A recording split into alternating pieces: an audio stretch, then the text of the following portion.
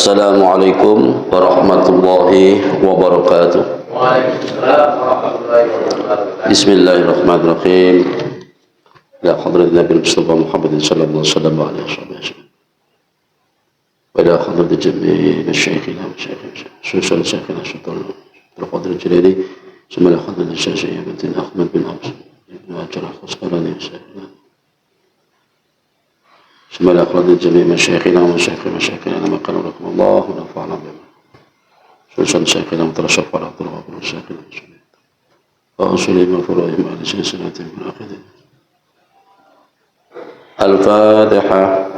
أعوذ بالله من الشيطان الرجيم. بسم الله الرحمن الرحيم. الحمد لله رب العالمين الرحمن الرحيم.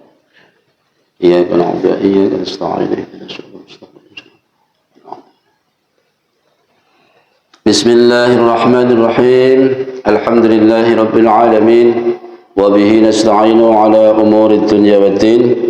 والصلاة والسلام على أشرف الأنبياء والمرسلين سيدنا ونبينا ومولانا محمد وآله وصحبه أجمعين. رب اشرح لي صدري ويسر لي أمري واحلل عقدة من لساني يفقهوا قولي. سبحانك لا علم لنا إلا ما علمتنا إنك أنت العليم الحكيم. أما بعد. Hadrat al-mukarramin wal mukhtaramin, para alim, para ulama, bapak ibu kaum muslimin muslimat, shaimin shaimat yang dirahmati Allah Subhanahu wa taala. Alhamdulillah, bersyukur kita haturkan kehadirat Allah pagi hari ini. Allah mengkaruniakan kita kesehatan, kesehatan dan kenikmatan yang luar biasa sehingga bisa hadir dalam majelis ini untuk bersama-sama kita mendengarkan kajian kulsum melalui pembacaan kitab Nashaikhul Ibad. Salawat serta salam semoga selalu tercurah kepada junjungan kita Nabi Muhammad sallallahu alaihi wasallam, berikut para keluarga, para sahabat, para pengikutnya yang setia, yang kelak kita berharap syafaat Nabi sallallahu alaihi wasallam. Baiklah Bapak Ibu yang dirahmati Allah, kali ini sampai kepada makalah yang kelima dari bab Sudasi. Jadi bab yang ke-6. Artinya bab ini serba 6. Makalah yang kelima dari sahabat Utsman radhiyallahu an. Beliau bersabda, "Innal mu'mina fi sittati anwa'in minal khauf." Bahwa seorang mukmin itu akan berada dalam 6 macam kekhawatiran. Artinya hendaknya seorang mukmin selalu khawatir, ketakutan, kewaspadaan di dalam 6 hal ini. Ahaduha min kibarillah ay yakhudha minhul iman. Yang pertama, takut, khawatir kepada Allah Subhanahu wa taala manakala Allah mencabut atau mengambil iman darinya, khususnya pada saat nazak, pada saat sakaratul maut. Iman yang selama ini bersemayam di dada kita, tidak ada jaminan hingga sampai kita meninggal dia ada di situ. Tergantung bagaimana kita menjaga dan memeliharanya. Sampai-sampai sahabat Ibnu Mas'ud di dalam doanya beliau mengumandangkan begini, Allahumma inni as'aluka imanan la yartaddu wa na'iman la yanfadhu wa la qurrata 'ainin la tanqatu wa murafaqatan nabiyyika Muhammadin sallallahu alaihi wasallam fi a'la jinanil khuld. Ini diantara doanya sahabat Mas'ud, Ibnu Mas'ud di dalam doanya begitu, ya Allah, sesungguhnya aku memohon kepadamu akan iman yang tidak pernah kembali, iman yang tidak pernah murtad lagi. Yartaddu itu kembali, iman yang tidak pernah melakukan murtad lagi. Dan aku memohon kepadamu akan nikmat yang tidak pernah berhenti, nikmat selalu mengalir terus. Dan aku memohon akan kebahagiaan yang tidak pernah terputus. Aku memohon kepadamu akan bertemanan dengan Nabi Muhammad SAW di surga nirwana nanti. Itu di antara doanya. Seorang sahabat Ibnu Mas'ud saja berdoa seperti itu, mencerminkan kekhawatirannya akan tercabutnya iman darinya. Maka saat-saat yang menentukan, baik itu kebahagiaan atau keberuntungan maupun kecelakaan seseorang, itu pada saat nasa sakratul maut itu.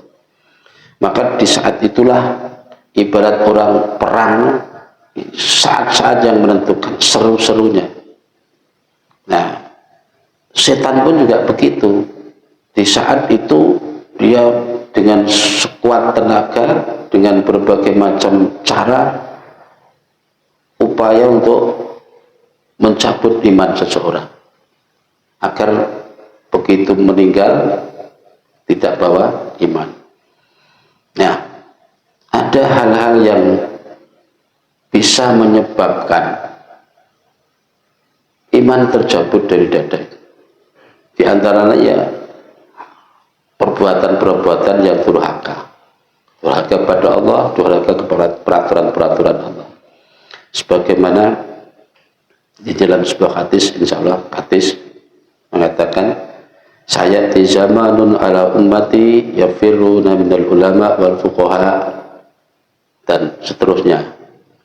Akhirnya di situ dijawab, fayabtaliyahumullahu bisalasati baliyatin. Ada saat atau akan tiba suatu masa di mana umatku pada lari dari ulama. Lari kepada ulama beda dengan lari dari ulama. Makanya bahasa Arab itu antara min dan an itu jauh berbeda, tolak belakang. Kalau kita lari kepada ulama, artinya kita mengejar ulama, artinya kita mengikuti fatwa-fatwa ulama. Tapi kalau lari dari ulama, berarti yang semula dekat malah menjauh, yang semula percaya malah nggak percaya, semula memakai fatwa ulama malah sekarang tidak pakai. Itu namanya lari dari ulama. Jika itu yang terjadi, maka Allah akan memberikan ujian bagi mereka, 3 macam ujian. 1, yusalituhumullahu sultanun zalimah. Allah akan memberi ke mereka pimpinan yang zalim.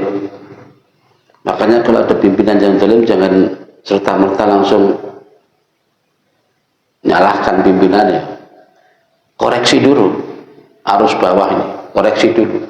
Apa yang salah? Kenapa Allah memberikan pemimpin yang zalim? Ternyata kesalahan letak ada di arus bawah.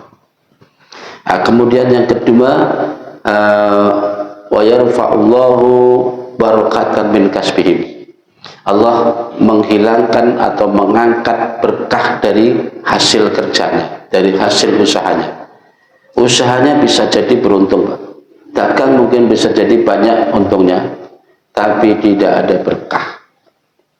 Itu kalau tidak memakai fatwa-fatwa ulama atau usahanya tidak memperhatikan aspek hukum syariatnya. Nah, kemudian yang ketiga, ini yang bahaya lagi, yakhruju minad dunya bi ghairi iman. Ini yang berbahaya.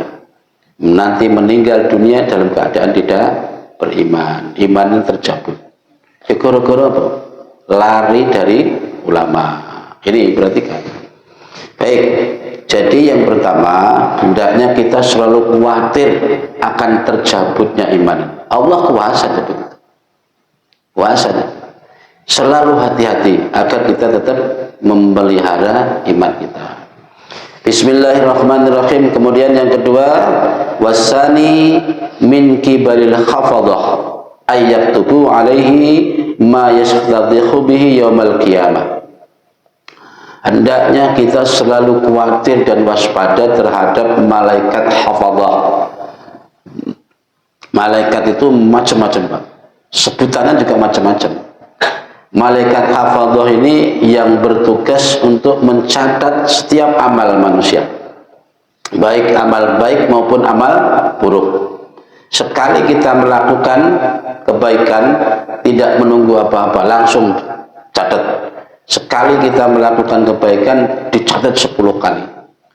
Tapi ketika kita melakukan kejahatan, keburukan, dosa, dipending dulu. Barangkali orang ini tobat, barangkali orang ini menyesal, barangkali orang ini istighfar, baru malaikat ini menyatat. Itulah kemurahan Gusti Allah. Nah, kita yakin bahwa malaikat itu ada di sekeliling kita. Bahkan setiap kita ditugasi 2 malaikat, namanya malaikat hafadah. Makanya jangan mengira andaikan kita melakukan suatu dosa, mentang-mentang di situ nggak ada orang, nggak ada yang tahu, aman aja deh. Tidak ada satupun orang yang aman dari hafadah ini.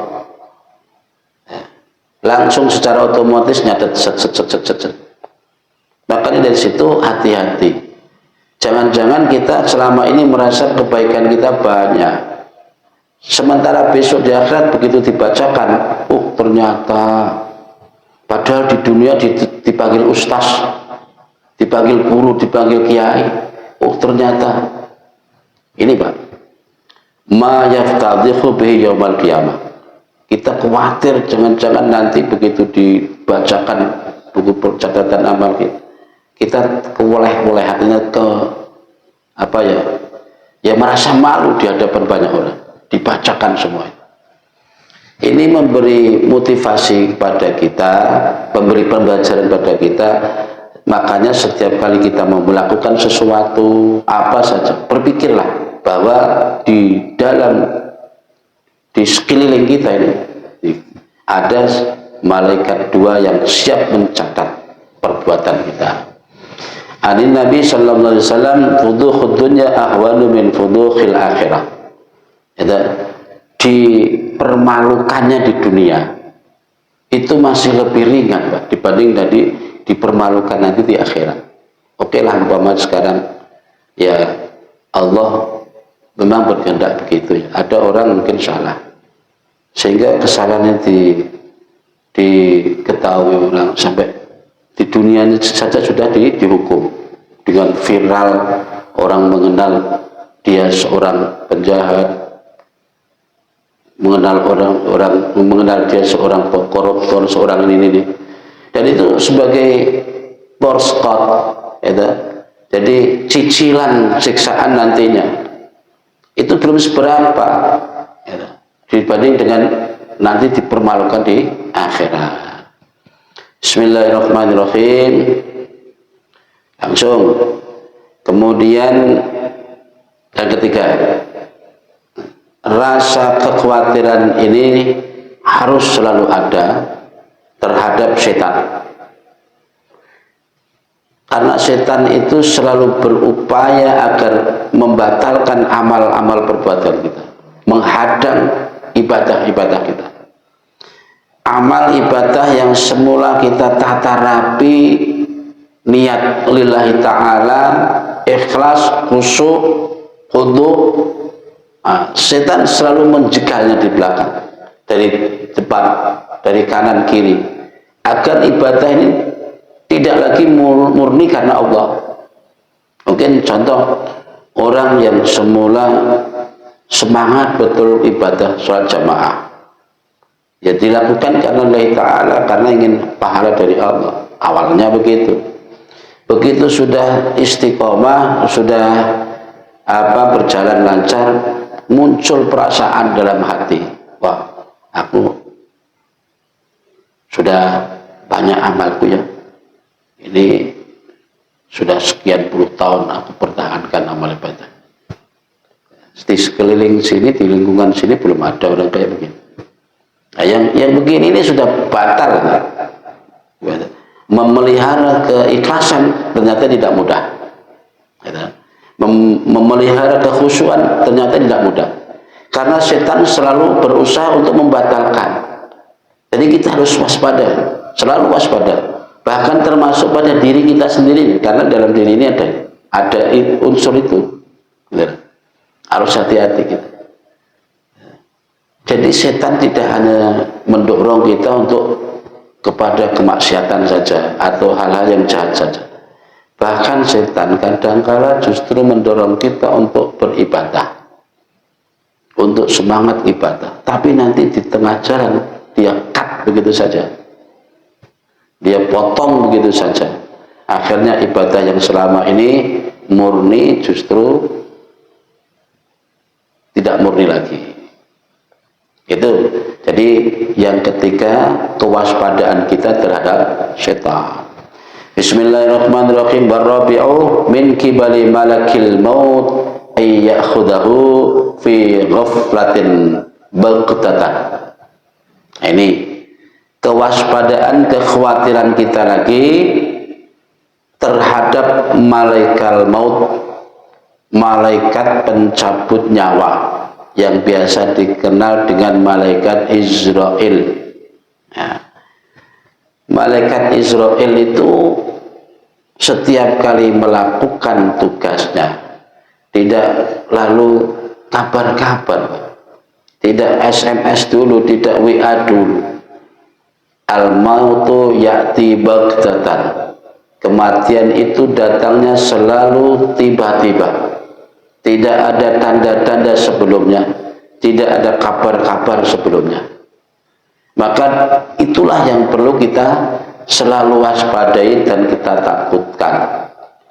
Artinya takut itu kan takut terus mengkeret. Artinya selalu waspada dan mengupayakan seakan-akan kita ini akan mati besok, akan mati nanti. Di saat kita beribadah lalu muncul perasaan itu, maka yang ada kekhusyuan, kekhuduan di hadapan Allah. Maka kan ada sebuah makalah yang punya begini, artinya begini, ketika kamu ibadah, ya, beribadahlah seakan-akan kamu mati besok. Ketika kamu bekerja, bekerjalah seakan-akan kamu hidup selamanya. Kenapa demikian? Kalau kita sedang kerja, pasanglah perasaanmu bahwa engkau akan hidup selamanya, akan muncul semangat. Nah, muncul semangatnya. Nah, ketika ibadah dianjurkan agar kita ada perasaan akan mati, besok mati. Coba kita bayangkan kalau andaikan malaikat Israel itu memberi kabar kita, weh Sulhan, besok kamu mati loh. Apa yang ada pada diri kita, apa yang harus kita lakukan? Mesti ibadah sekuat-kuatnya. Itu yang dimaksud. Bukan kok mengingat mati lalu semua lemes, malas segalanya, bukan begitu. Jadi mengingat malakul maut ini agar kita semangat dalam beribadah. Jangan sampai malaikat maut mencabut nyawa kita justru di saat kita sedang lalai terhadap Allah. Gitu. Kemudian yang kelima, wal khamisu ay yakhafa min kibarid dunya ay yaqtarra biha wa tasriluhu min al-akhirah. Nomor 5, kita dianjurkan untuk selalu waspada dan khawatir terhadap dunia. Dunia dan isinya ini. Dunia dan perhiasannya, dunia dan rayuannya, dunia dan macam-macamnya ini. Segala macam pernak-pernik dunia ini. Ini kebanyakan orang terbuai dengan dunia itu. Sampai-sampai memalingkan orang dari akhiratnya. Saking sibuknya ngurusi dunia sehingga lalai, lupa terhadap akhiratnya.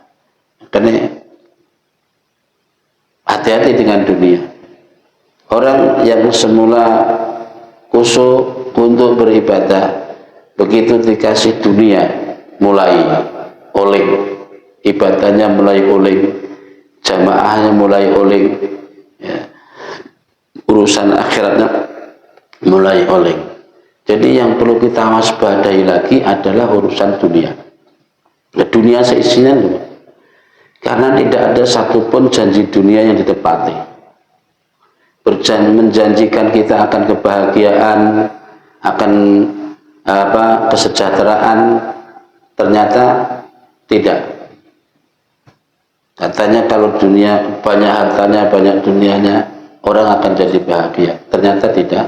Sumber kebahagiaan ternyata tidak ada di situ. Ya. Itulah, jangan sampai kita tertipu oleh dunia. Kemudian yang ke-6, min kibali ahlil iyal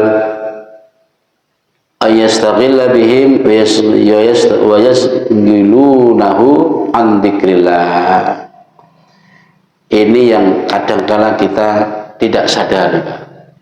Ternyata dari keluarga, pokoknya anak, istri, pokoknya keluarga semua, orang yang menjadi tanggung jawab kita akan menafkainya atau membiayai kehidupan.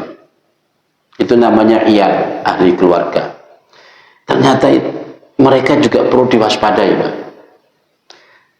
Karena banyak sekali orang yang karena saking sayangnya kepada keluarga sehingga lalai terhadap zikir kepada Allah Subhanahu wa taala, taat kepada Allah.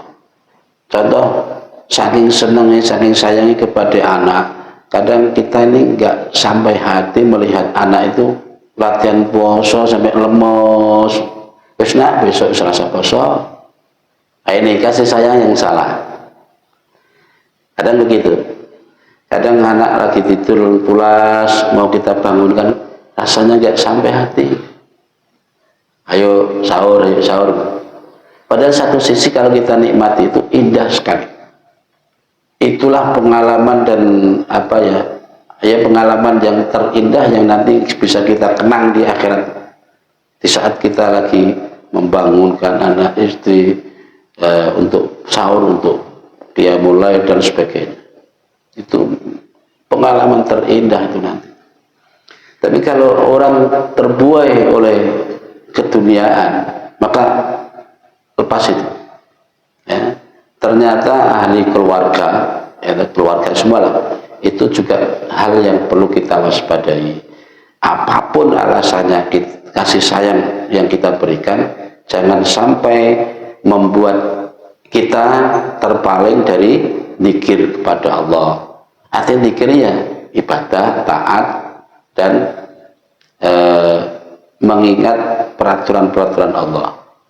Apapun yang kita berikan, baik kasih sayang maupun perhatian, jangan sampai lepas dari zikir Allah, taat kepada Allah. Mungkin itu, Pak. Wal maqalatus sadisu wallahu a'lam bishawab. Al-Fatihah. A'udzu minasyaitonir rajim. Bismillahirrahmanirrahim. Ya alhamdulillah. Amin. Wallahu a'lam bishawab. Assalamualaikum warahmatullahi wabarakatuh. Allahumma salli ala Muhammad. Allahumma salli alaihi wa sallim. Allahumma salli ala Muhammad. Ya Rabbi salli alaihi wa sallim. Allahumma salli ala Muhammad. Ya Rabbi salli alaihi wa sallim. Allahumma salli ala Muhammad. Ya Rabbi salli alaihi wa sallim. Allahumma salli ala Muhammad. Ya Rabbi salli alaihi wa sallim. Allahumma salli ala Muhammad. Ya Rabbi salli alaihi wa sallim. Allahumma salli wa sallim.